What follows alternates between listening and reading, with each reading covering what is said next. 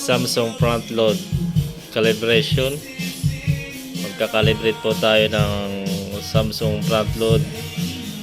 Ito po ay pinalitan ng front board display.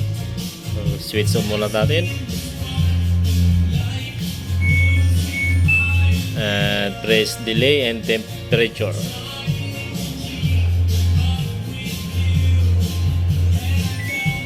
And then start.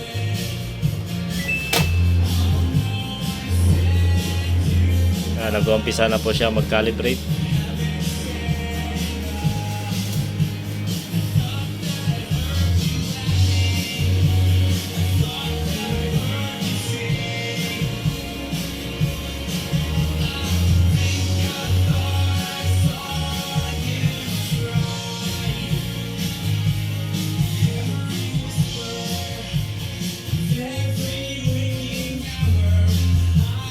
Ikot na po yung tab.